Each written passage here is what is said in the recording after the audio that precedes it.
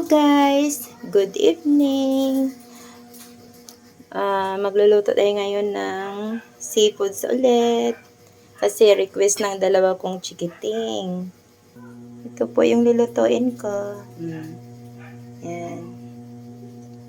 Ito, igigisa ko siya igisa ko muna yung aswete.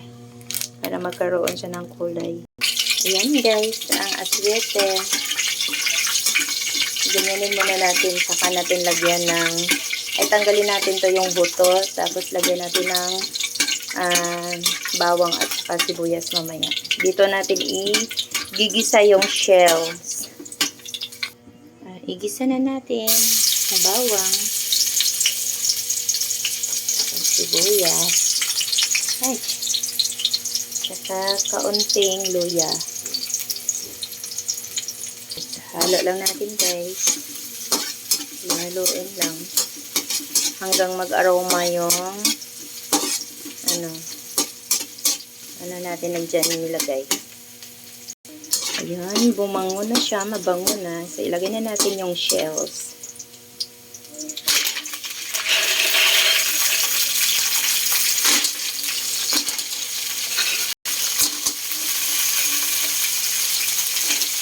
Haluin lang guys.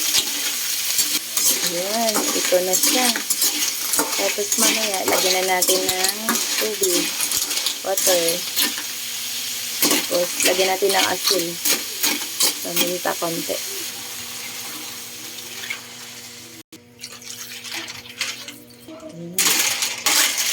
Lagyan natin ng asin, paminta na konti. At saka ilagay natin yung ating mushroom. Lagyan natin ng magic sarap guys.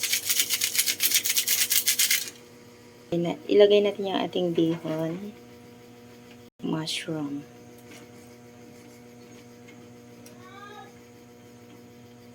Yan siya guys. Yan. Gusto ko yung maraming mushroom. Masarap eh. Ating tatakpan.